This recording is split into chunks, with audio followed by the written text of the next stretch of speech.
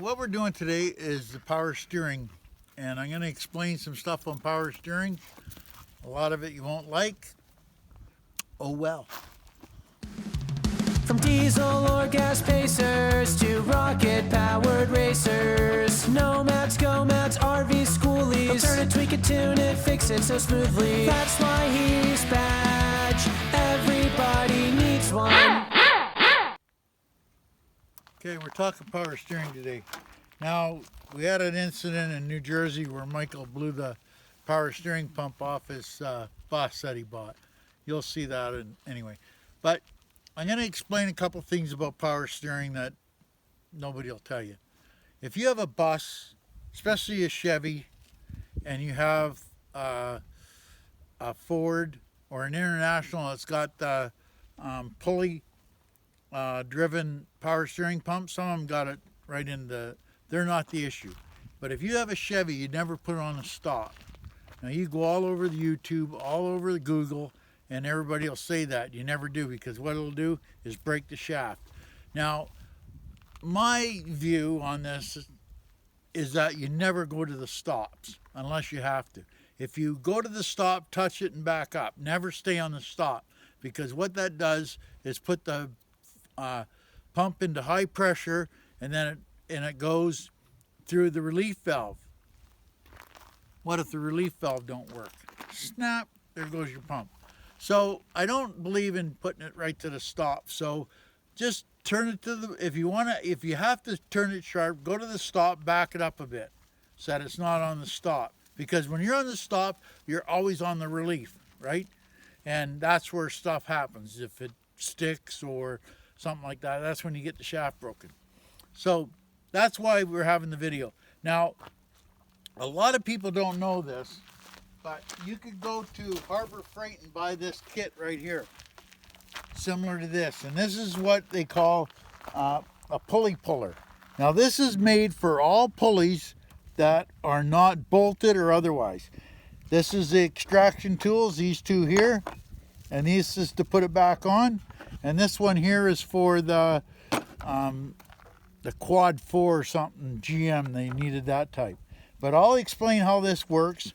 And we got a guinea pig here because we got Neil's truck and it's really easy to work on. There's only two threads.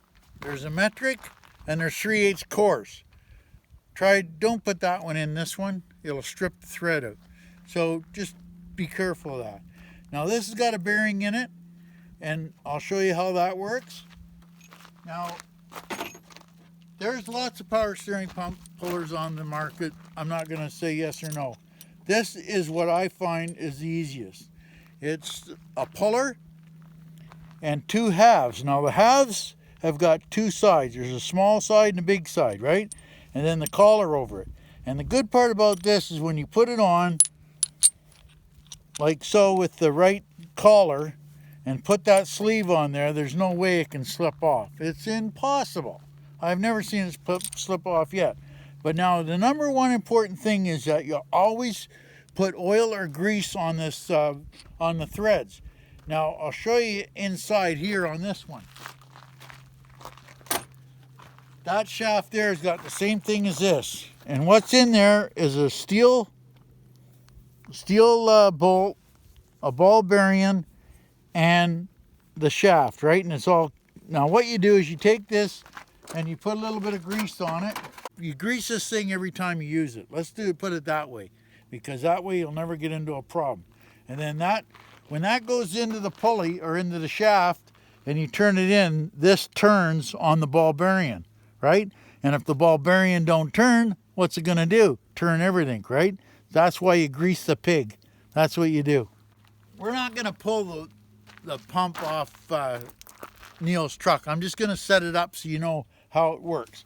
So this one here is the power steering pump on Neil's, and you got the water pump, the crank, the alternator, and the air conditioning. Now on Neil's, it takes a small set of sheaves. So what you do is you take the small set, the one sheave on, because this is the small side, right? And you have to back this out quite a bit, okay? And then you put it in there so that it's loose. and then you put the small sheave on there like that and hold that together, and then it's on there. Put the retainer collar over, and then you just hold that and screw it in. Now, the trick to this is leave the belt on it until you get this pulley to move. Because then if you don't, you got to put it in a vise, and chances are you'll squeeze the pulley and so on. So just get this in there. You have to hold this one and turn that one. Put a wrench on here and you hold this one and you don't move it. You keep it the way it is. You don't move this one. And you move this one. You turn this one here, right? And all you do is you just turn that in and keep turning it in, and it'll start pulling the pulley out. As soon as you get the pulley to start moving, then you can take the belt off and so on. Because you have to, on this Chevys, you have to take the pulley off before you can get the pump off, right? So that's the trick to that. Now to get this off, well, when the pulley comes out, it'll loosen up because the shaft to go into the center, right? So you just loosen that off, pull the cover off, pull this off. That's why I like using this one here. Easy to use. You don't have to worry about fingers coming off, the finger pullers or none like that. And this here, I've never had this slip off yet, ever. And I've never broken one. The trick to it is put grease on the ball bearing. Okay, so that's removing it. This one here is the installer. Now you can put some oil on here and it'll go down. Make sure you put oil, grease or something on the screw because it's metal to metal. So all you do with this one, remember we still had the pulley on, so you have to work with me on this one, is you screw that in. Now that'll be 2 threads. It's either metric or standard. You screw that in to the shaft. That's going into the shaft. Now don't tighten it up. Just put it in there finger tight. You don't need that tightened up. And then you turn this down until it touches the pulley. Like when you put it on, when it's off, it'll be way out here. I'm just showing you how to install it, right? So then what you do with this one, remember the last one you turned the outside bolt and you held the inside. This one you hold the bolt and you turn this one in. And that pushes the pulley in, okay? You can't hold this and turn this one in. You can't do that.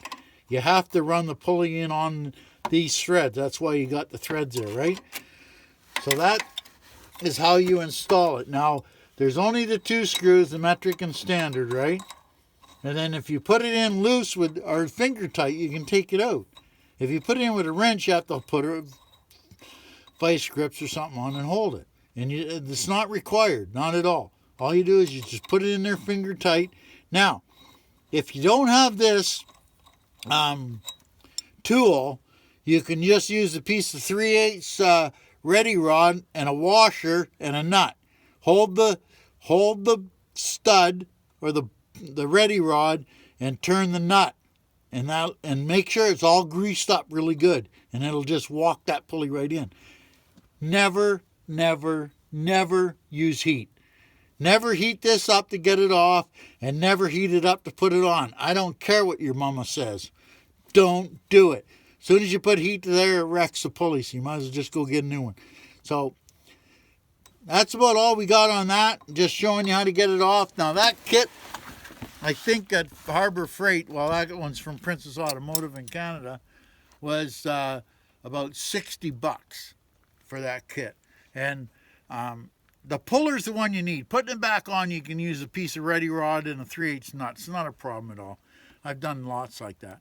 But it's getting the pulley off. Never heat the pulley, ever, because that just wrecks the pulley. So I hope you got something out of that. Just remember, never put a Chevy power steering pump on the stop, because chances are you'll probably break the shaft in it, especially one that's got a pulley on. If it's plumbed in to a crankcase or something like that, you usually never have a problem with them because you can't really stop them, and they'll keep turning anyway. So I hope you got something out of it. Leave your comments down below if you got some, and that's all I got for this one. We'll talk to you later. Badge. Everybody needs one. And we love our badge. And remember, he's not asking.